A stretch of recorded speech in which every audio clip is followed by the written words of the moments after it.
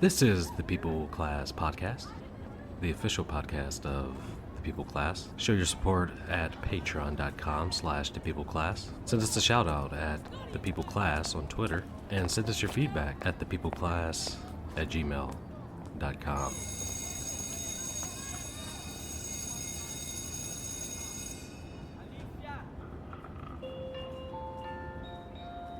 Class is in session.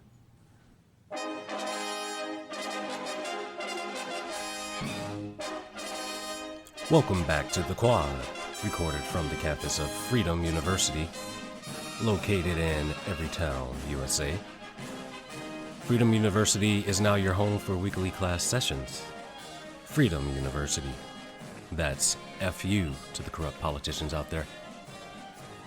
The Quad is where we break down all of the political gossip floating around the light and sound waves, current events, and share guest commentary on the topic of the week.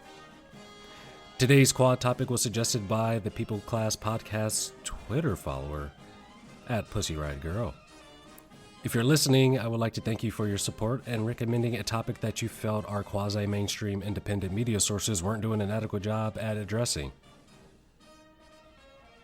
I would like to invite all of you listening today to our YouTube, SoundCloud, and Patreon channels to email me regarding topics you want to cover.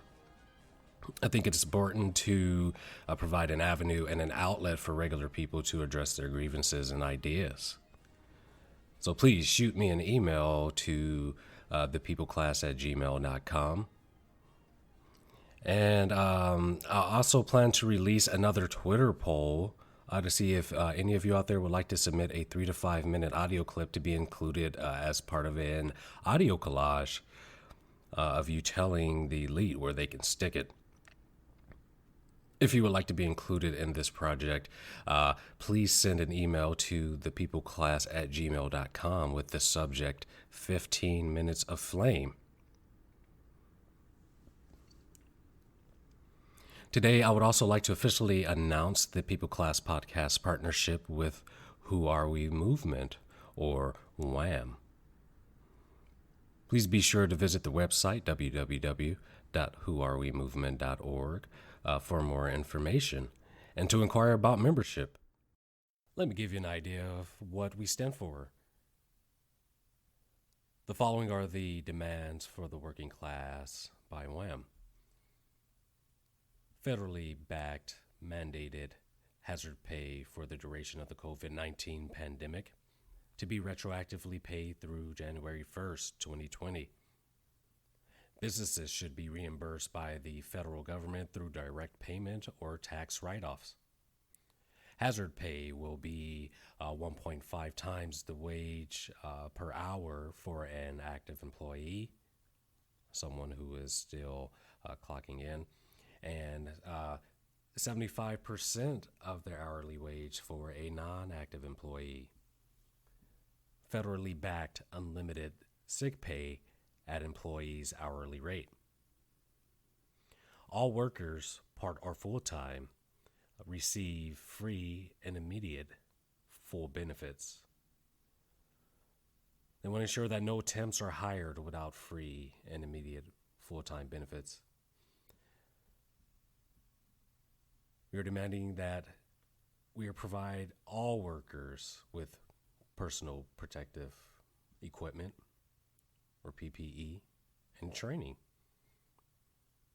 We are demanding a federal minimum wage of $20 per hour for all workers, regardless of tips or contract. We are demanding free testing and treatment for COVID-19 related illnesses through a federal direct payment to healthcare providers, the single payment system.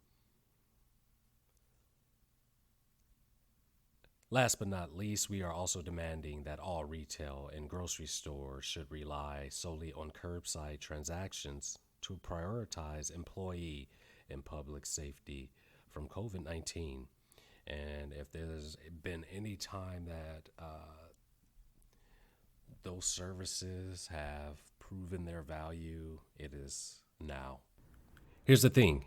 You're already a member. You just don't know it yet. So please be sure to check us out. I'd also like to send a shout out to our patron founders, Claudia and Lara.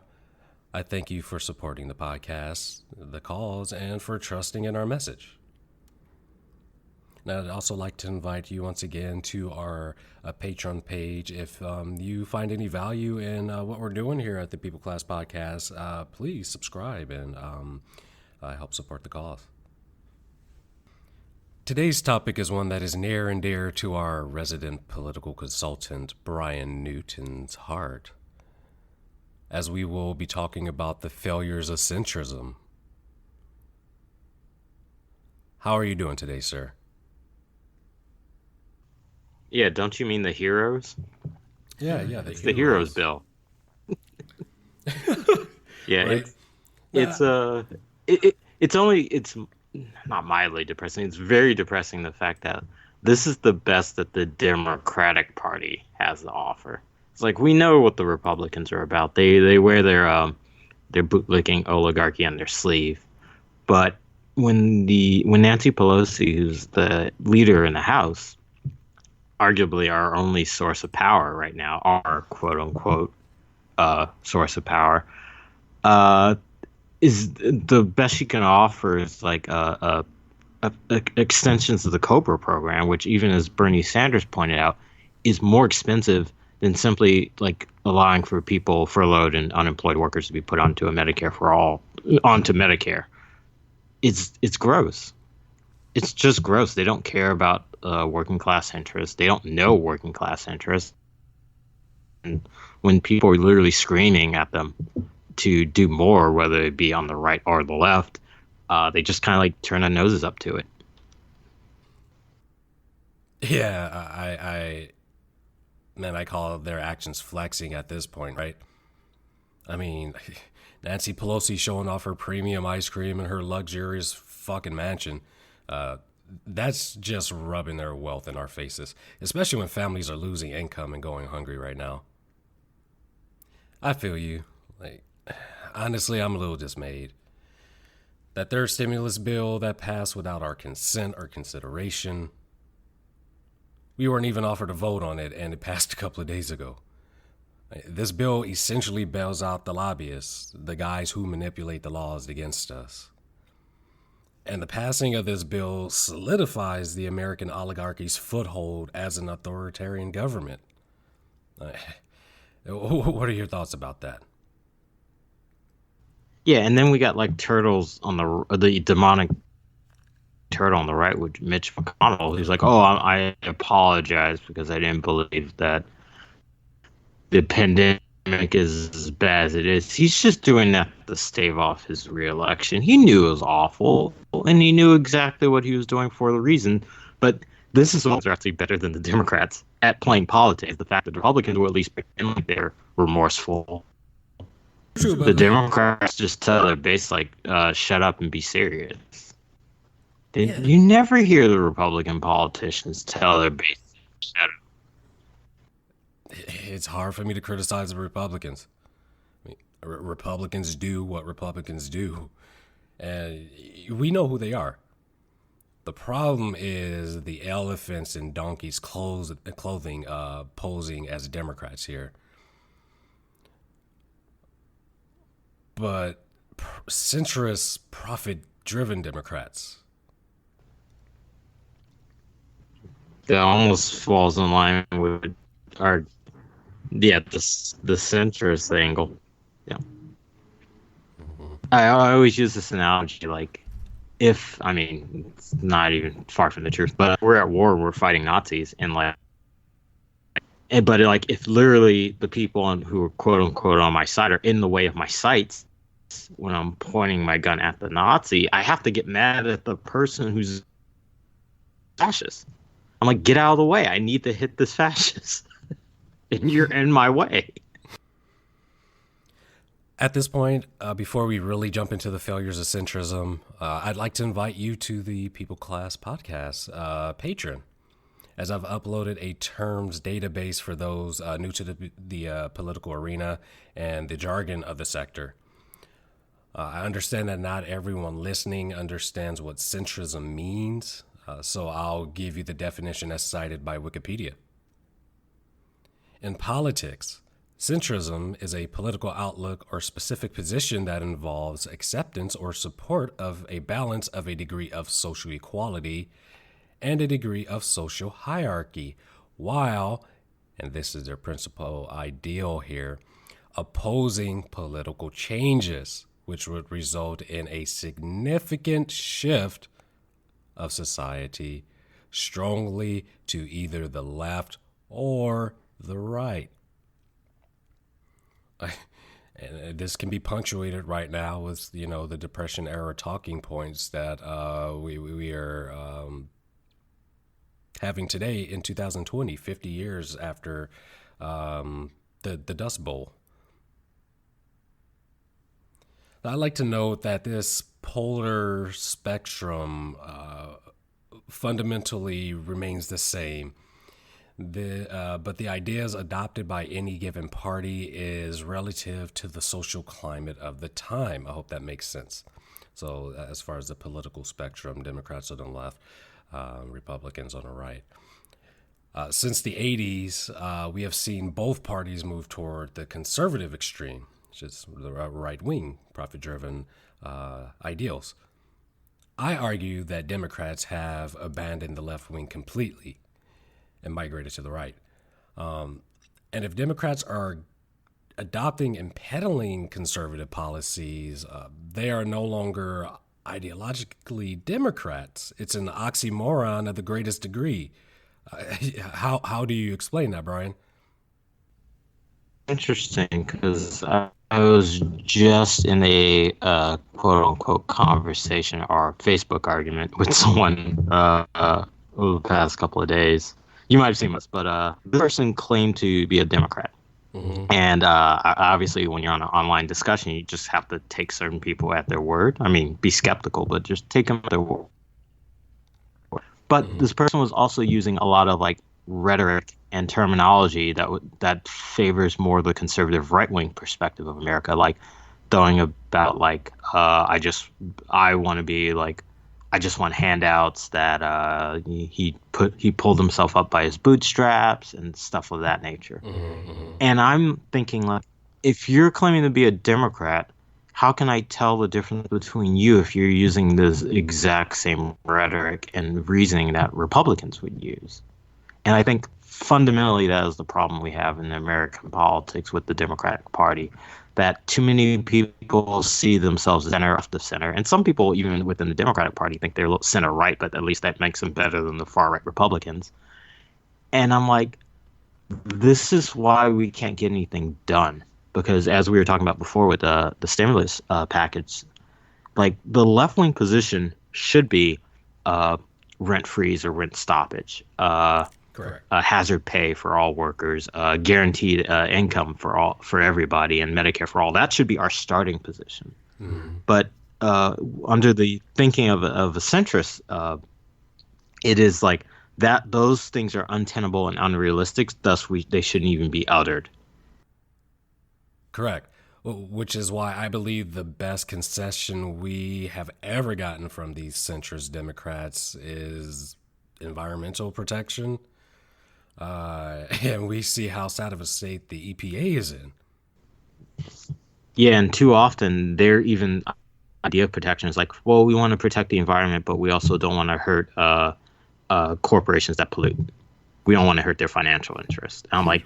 At some point, one of those things might have to give, and I'd rather choose the safety of our environment than people's particular corporate profits. Precisely. There has to be a balance. I mean, one of those goals has to cancel the other out, right? You can't have light and darkness at the same time in the same room. Or as the old adage goes, you can't have your cake and eat it too. Yeah, and this kind of goes back to the person I was talking about earlier when I was having this conversation, is if I can't tell what quote unquote party or what political alignment you are based on your values, or at least what your stated values are, then literally we have a problem now. Because if you're claiming to be a Democrat and we don't have the same values, then we're clearly fighting across purposes. And I think the left just needs to recognize and be honest about that the Democratic Party, as it stands today, as again, political parties change all the time, or their ideologies shift constantly. But like as the Democratic Party stands today, it is not of the left, and it is not on your side as a worker or even as like anyone who's not in the upper middle to higher socioeconomic class. Right. And I don't think a lot of people understand that historically the Democrats have actively opposed black and brown people having equal rights in this country. Historically, the Democrats, the aka People's Party, has a track record of working against the populace. It is not lost on me that Lyndon Baines Johnson passed the Civil Rights Act of 1964. However, Republican presidents have more often passed legislation that inches toward social equality, more so than the Democrats have. It's incremental, but incrementalism is the cornerstone of right-wing ideology. So FDI was an outlier here, if we were to be honest. You can cite FDR as being the start of the shift, and then like Lyndon Baines Johnson, because of the Civil Rights Act, completed the shift. Mm-hmm. But they still always did it with hesitation. Like they didn't want to go full left. They just kind of like, well, we'll just do this to appease. Correct. Like for FDR's case, it was to appease like literally the communists and the leftists that existed at his time. And in Lyndon Baines Johnson's case, it was to appease the civil rights activists and the women's movement, all that stuff that happened during the 60s. But when you look at why they had to do that, there was actually forces to force them into play. Like, and then this is another thing I got into with this person with. One of the points of discussion why he didn't believe my political value mattered is because I wasn't civil towards him. In what manner? What profane word did you use? So basically, I don't even think I cursed them. I just didn't. Okay, first off, this person happened to be in the U.S. military, and my point of view is like, well, I wish you didn't join up and have to sign up to like continue Americans' imperialism. And that's just me. I was like, I'd make a different choice, but you make your choice. Dude, hey, and apparently that's unacceptable. Sorry to interrupt, but I, ex-Navy, was choked out by a Marine for stating the fact that we were the ones who sent tanks and soldiers into the Middle East. Choked out by a freaking Marine, a comrade, a brother in arms. I mean, that's what you just said was a point of fact. That's inarguable. It's like Iraq didn't invade us. We invaded them. But like I was just stating my kind of like anti-imperial, anti-military industrial complex point of view, why I have the values I have. But that fact was untenable for him. So he didn't have to agree with me, but like he could have just stated that's a point of fact and said, but I made a different choice and a different calculation for X, Y, and Z. No, instead he decided to list his resume about why he can talk about politics and why I can't. And this reminded me of the whole, if you've seen the movie Starship Troopers, is also part in the book, why is the difference between citizen and civilian. Yeah. So a citizen is signed up for like combat in their military services. Yeah, and thus they get a chance to participate in politics, while a civilian doesn't. They just have to and a better quality of life. Right. Yeah. And as a civilian, it's just like we just have to shut up and let everything happen for us. Yes. Yeah. And like to me it's just like evidence of like this guy's mental framework. Again, a Democrat. I don't remember our initial point. Yeah, that's just funny that people have this view. No, now I remember. It's like me. I wasn't civil to him because I questioned the military-industrial complex. That was the word. Yeah, I don't. And like when he listed his achievement, I started mocking him because he was like, "I'm a business owner and I'm a major and I went to law school." I was like, "All right, Mister Major Business." A couple of times I called him a Karen. Yeah. Major business. And then yeah. And I started it off because like he was like a friend of mine posted about the reasons why Joe Biden is a problem for the Democratic nomination. Now, this friend also never mentioned the fact that he wasn't going to vote for Biden. He just mentioned how all these things are a problem. Oh yeah, I'm And seeing a lot of this. yeah, and this person chimes in is like, well, if you believe in saying all that, thanks for helping Trump get reelected. And that my initial chime in was, that's not how this works, champ. And he didn't like being called champ either. So Oh for all those wow. reasons, I was not civil. Okay, champ. Yeah, he didn't like champ. And I was like, all right, Karen. Did you literally call? Did you literally tweet back Karen? Yeah, I called him Karen like a couple of times. Again, I'm not civil for that. Never mind the fact that he is literally defending and bootlicking the military industrial complex. And this is that same person, if you saw that comment, was like literally like, oh, I'd be fine with a globalist capitalist like Elon Musk running Yes, everything. I I think saw he'd be that. better Yeah, off. I tweeted. That's that person. Yeah, I saw that. But So there are people like this who exist. true, but it's not their fault.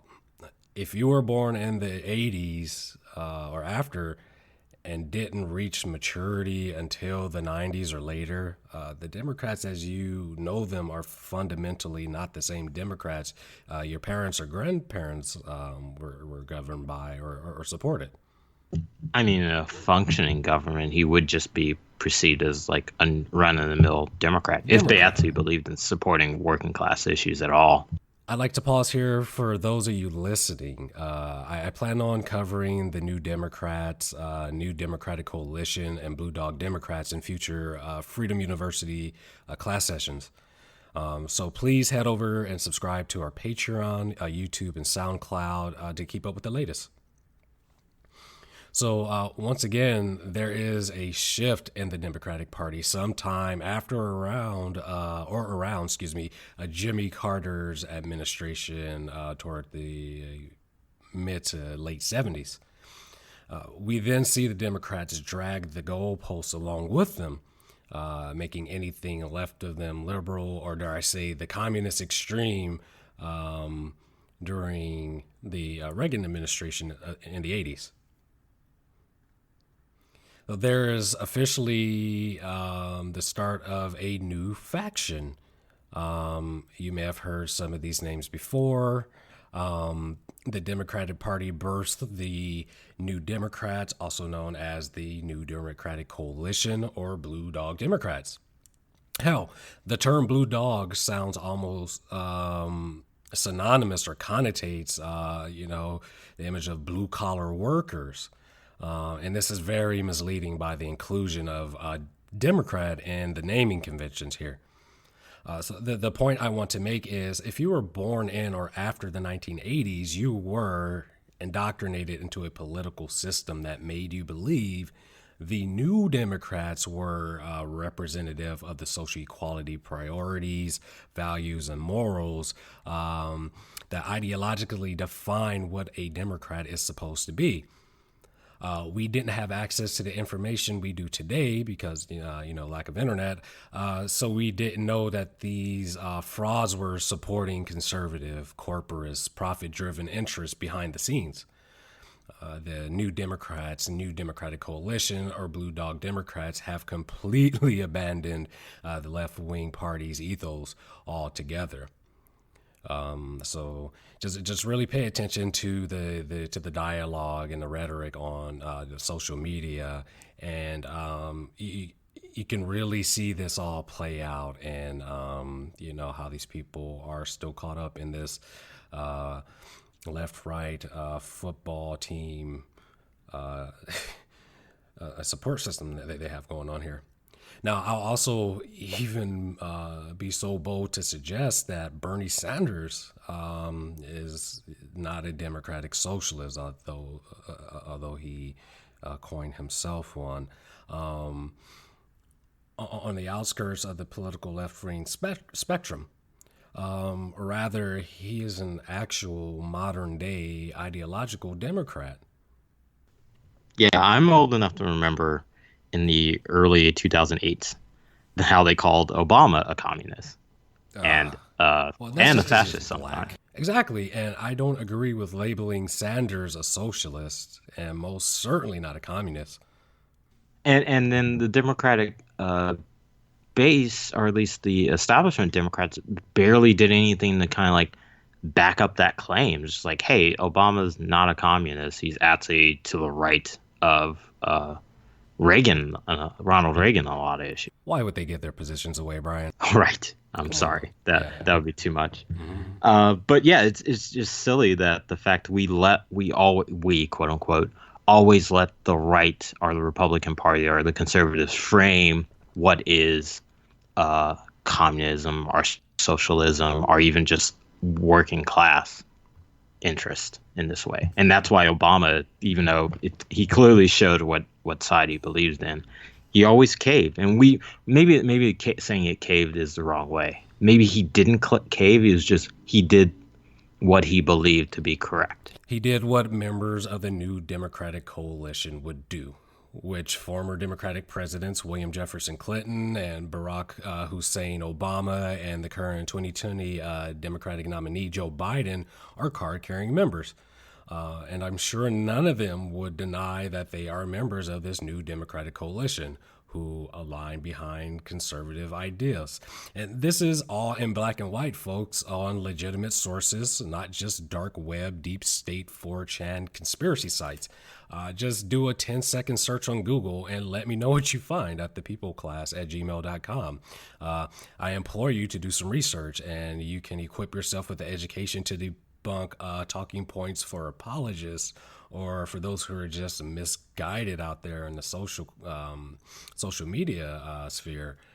And I promise you, when I present trolls with facts on Twitter, they are either never, I either never receive a response back, or I see that they are finally woke and the sudden shift in tone of their tweets. So, guys, education is so key here. With education, everyone wins.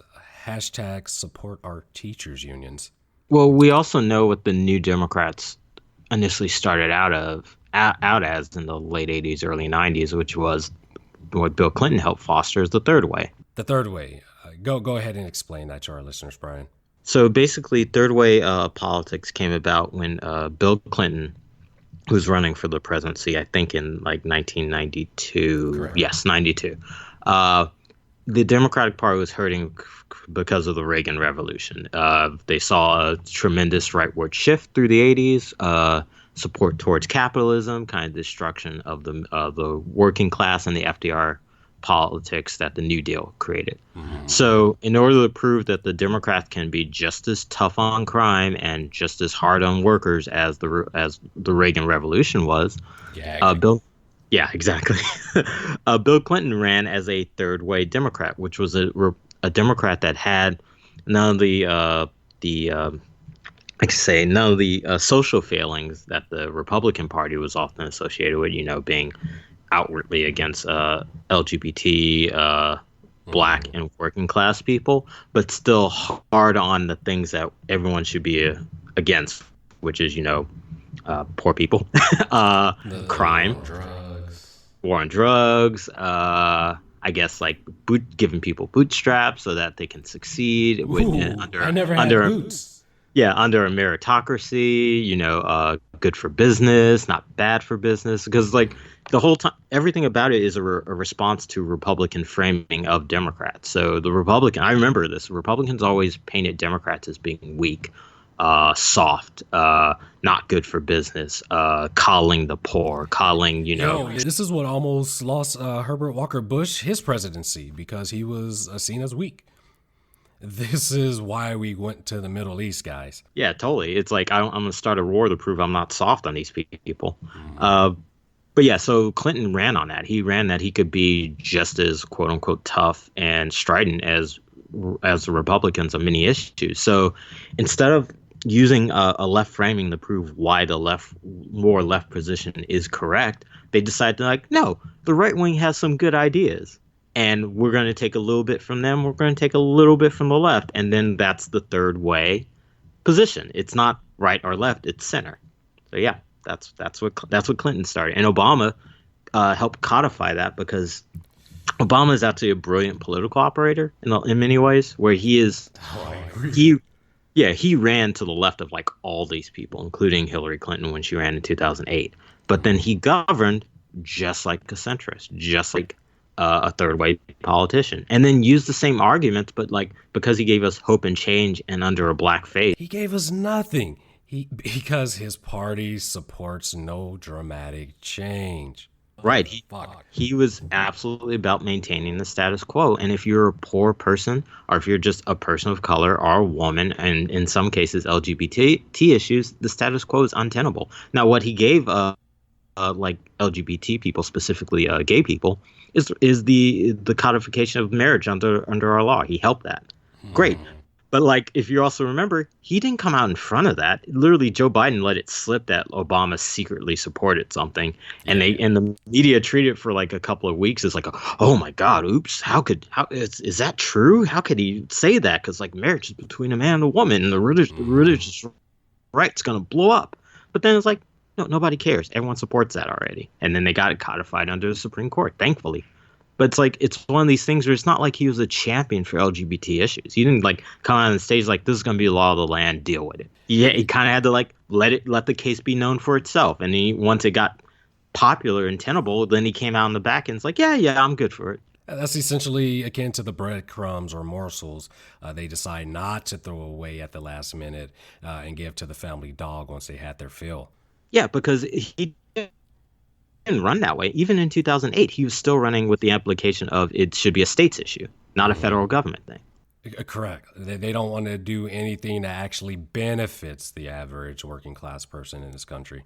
Yeah. I mean, look no further than how he also treated the legalization of marijuana. It's basically he was doing the same thing that he did with gay marriage by just saying, oh, let the states take care of it. Yeah, let them decide. Cannabis is still federally criminal, and there are some hefty consequences to pay if you get caught with it, but there you go. Yeah, it'd be nice. It's nice if we have an ally in the White House, but like as Obama and Biden and many others of the centrist third way and like New Democrats have proven, I'm not sure if they're allies. And that's the tragedy of all this. I agree. And if you can read the writing on the wall, in the direction our government is going, those states that have adopted turning a blind eye towards cannabis, they'll be some of the first hit in the first authoritarian wave. Yeah, until they can find a way to monetize it where they can make all the profits and the rest of us get nothing from it, they're going to try to like clamp down on it as much as possible. All right, so I think we'll go ahead and take a break here, and I'll officially bring the session to an intermission. To everyone out there listening, I'd like to invite you to visit the People Class Podcast Patreon, SoundCloud, and YouTube channels to keep up with the latest news and education on the system we are fighting to change. I hope you enjoyed your listen today, and it made you think about some things. Hey, hop out there, do some research. This is Aaron, your dean in the School of Life, and you have been listening to The Quad, recorded from the sprawling campus of Freedom University, or FU to the corrupt politicians out there. Stay vigilant. Thank you for tuning in to another session of the People Class Podcast, the official podcast of the People Class. I hope you found the information shared in today's session enlightening, or at the very least, raised some questions. I extend an invitation to join us for more weekly sessions. And remember, our work does not stop here. Get active, organize, and take control over your destiny as an American working class person. Class dismissed.